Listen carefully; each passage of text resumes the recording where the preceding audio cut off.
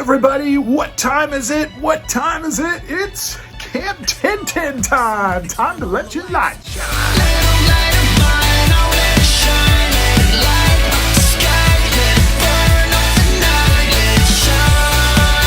All right, well, all silliness aside, if this is your first time at CampTen and you're like, wait, what does the name mean?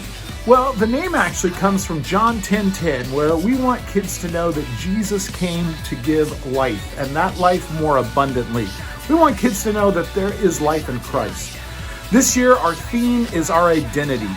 God created you. You are special. He chose you. Not only did He create you, but He chose you. And He has called you to do something. And we're really excited about the program that we put together this year, and just praying that God would move in hearts and kids would take the next step in their faith. So just a couple things when you show up, whether you drive up, whether you bus up, step one, you're on duty.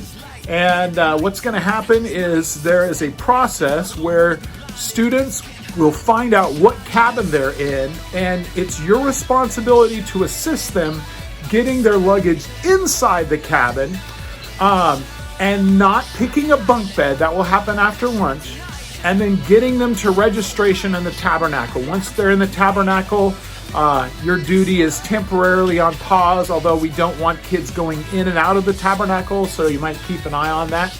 And then in the tabernacle, there'll be a time where we split up, and you as counselors will get some additional training. Speaking of cabins, they're pretty sweet. They have bunk beds. They don't have a lot of stuff. And interestingly, a couple years back, I had the opportunity to be one of the cabin room inspectors. By the way, there's bling involved if your cabin is cleaned up really well. Some people had brought Christmas lights to utilize as night lights. They had command hooks to hang up towels. Think about it. What would you want to add to make life more pleasant for you and your campers in a cabin that's just bunk beds and just a bathroom? Well, this year, instead of having 3 rotations, morning and afternoon, we're having 4. And we've added in the morning a trail talk. So there's Bible, worship, crafts, and now a trail talk, which focuses on initiative, where a facilitator will give your cabin a special challenge, and they'll have to figure out how to work together. And the idea is that they get to know each other and also recognize their strengths and work together as a team. In the afternoon, we have 4 rotations also. However, their times fluctuate, so please pay attention to your schedule, which is unique to the track that you're on. Another item to mention in the afternoon is that the camp believes that they can cycle through about 45 kids in 30 minutes at the boat station, where basically you get pulled on an inner tube and you have a life jacket on and so forth. Not everybody will want to do it, but it's just important to remember to get there right away, be ready to go, and then when your time is up, be ready to go as well. If for some reason the first day it doesn't work as smooth as we want, we'll pivot and make an adjustment there. Then in the evenings, we'll have some group games.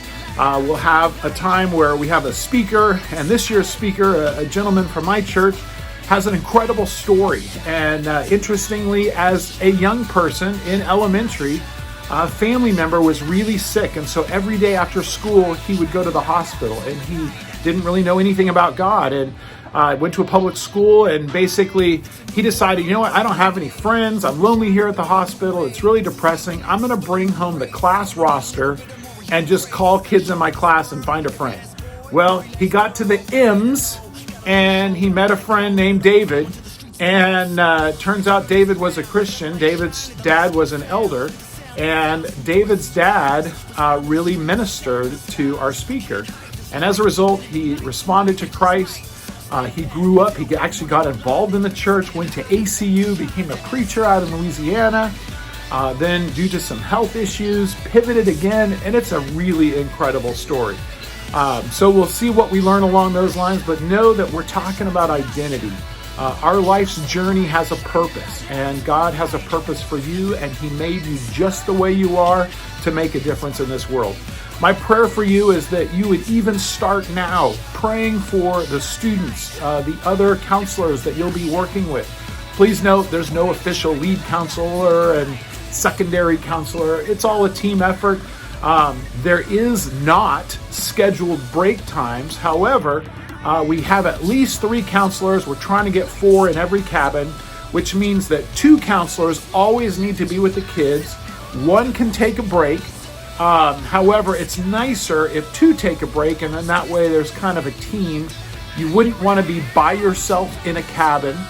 We do have the rule of 3, so always 3 people as far as kids go, just to protect you and protect them. I appreciate you guys going through the protection information that the camp asks us to challenge you with and honoring that. But ultimately, it's going to be a great year. The last thing I want to mention is that you as a counselor, you can choose to go by your name. You could be Joel, you could be Mr. Joel, you could be Mr. Smith, whatever you want to be called. However, it's also fun to have a camp name if you want. And I heard one from someone else, and I'm totally copying it. I think I found out it's a company later, but Confetti Yeti. It sounds fun. I like fun. Confetti Yeti. I am from the Northwest, and supposedly we might have some creatures out in the woods there, but even better, when I moved to Texas, I found out people have these coolers called Yetis, and I love iced tea, and I love really cold iced tea. So I am the Confetti Yeti. It's fun when you have a silly one that you can have a story and make up a long tale with your kids when you have some downtime. So think about that before you get there so you're not surprised. We'll know that we love you, we're praying for you, we're excited to meet you. If we haven't met you before, you're going to have a blast, we're going to have a blast, and we know that God is going to move. Thank you very much.